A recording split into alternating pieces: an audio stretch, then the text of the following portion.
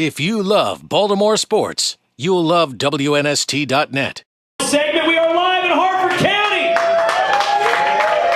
where they're born purple up here. It is Raven bye week. Hey, before we get any further, we had a day and a half to put this show together. And honestly, I was afraid to ask Brian McKinnie to come out. He came out and did our show at High Tops, maybe about 10 weeks ago with Brendan. And he's so big, he's so intimidating. Last time I got in his face was at the locker about 3 weeks ago. And I didn't want to get too disrespectful because you're just bigger than me. But what's the deal? What is the guys not doing the foo? I mean, where is the solidarity with the foo? We're out here raising money for living classrooms tonight. I mean, you got like 90% of it going, man. I don't know. Well, he's looking at you and saying, I don't know for sure. Drew doesn't see me for a couple days. We know each other for 25 years, whatever it is. And he looks at me, and sometimes he just gets to laughing. You just think it's funny, right? Oh, yeah, you look goofy. I mean, so does Flacco. Looks like a porn star. Yeah, he looks goofy. I look like a porn star. Which one? So, Reeves, you and I are talking. Brian and I are talking during the break. How many guys, I don't know if you've ever thought about this, how many guys from the whole time you were at Miami played in the league? Have played. I mean, I'm rattling off names. We're talking Sean Taylor, Ed Reed, Shockey, Kellen Winslow, and I'm thinking to myself as you're saying these names, oh my God, how many guys did you play with him? And, I mean, it's like a factory there. I bet it's got to be at least 30 or 25 or 30, right? At least 25. Yeah, Clinton Portis, William Gady, Frank Gore, Jonathan Billman, DJ Williams, Dan Morgan. You had a lot of people. Right. Reggie Wayne, Santana Moss. Wait a minute, there's an interesting name, because you know Reggie might be a free agent, right? Okay. I mean, we're not allowed to say this on the air, but you don't have his cell number. Tell Ray call him up? Yeah, right. Tell us about Reggie Wayne. Reggie's a good player. Reggie, him and Santana were there, Andre Johnson as well. But they were there, we all were there at the same time. They were like a year older than me. But Reggie was a good player, a possession player. How'd you wind up at the U? I mean, I gotta think you're a Philadelphia kid, essentially, right? East Jersey, Jersey side of the bridge over there.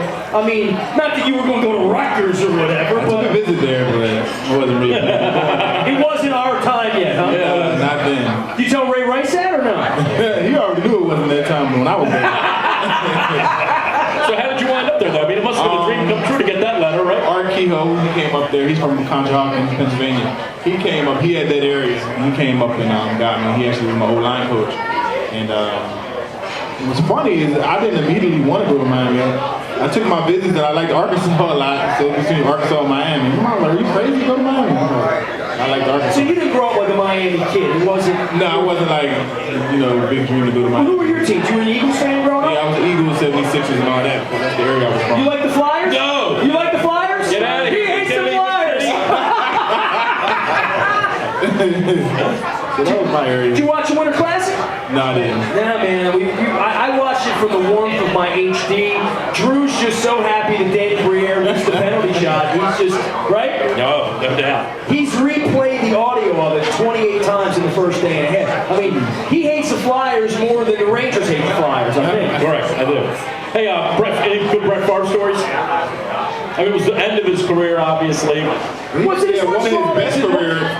His first year there was like one of his best, right? Yeah. Was it as much drama as it seemed that the news was making it out to be? Because I mean, I'm in the news meeting. I know what they're trying to do. They did it with Tebow the last 8 weeks. They just so overplayed it. I mean, I never got the sense that Brett Favre was all that much of a drama queen. I got the sense that the media portrayed it as that. So when he got there, nobody knew how to take him. Like, how's he going to be? And then he was like total opposite of what the media kind of put in everybody's head. So it was like nothing. He actually was what brought the team together. Because everybody rallied behind him, and that's why we had a good season. You had a hell of a run. Yeah. That's probably the best year you had in Minnesota. It was.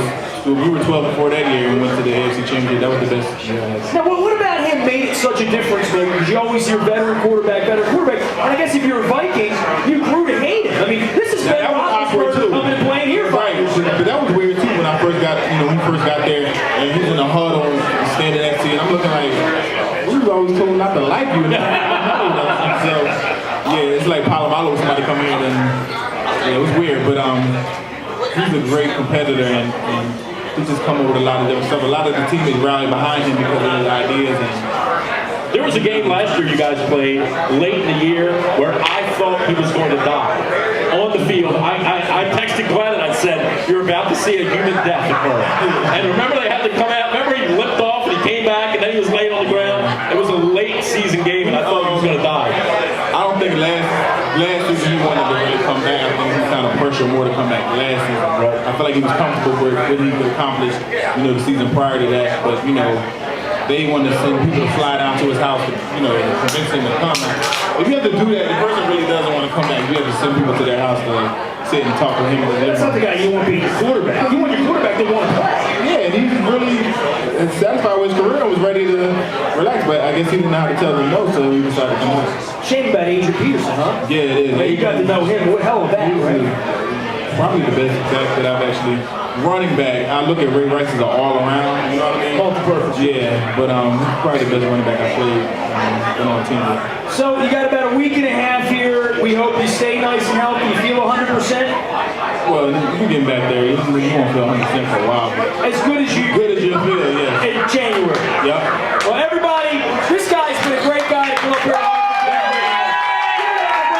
I want to thank Tony and everybody here at the Mallet. If you haven't been to the Mallet, Drew, tell everybody about how beautiful this room is here.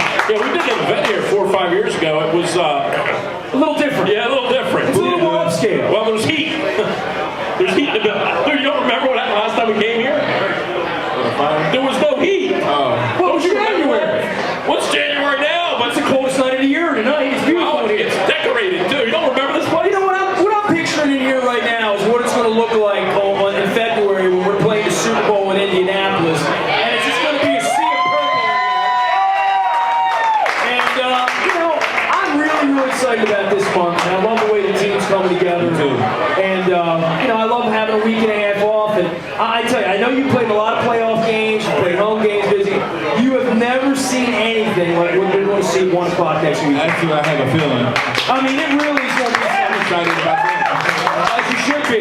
Give it up one more time, Brian McKinnie for Glenn, for Drew. Our thanks to Mayor Lisa Morgan, Fox Hill, Tommy, Chris, we love you. Dave over First Choice, and our friends at Mountain Branch, and of course, all the great graduates and students and alumni of John Carroll right here at Bel Air. We're going to sign off from the Mallet. It's Festivus, show every night.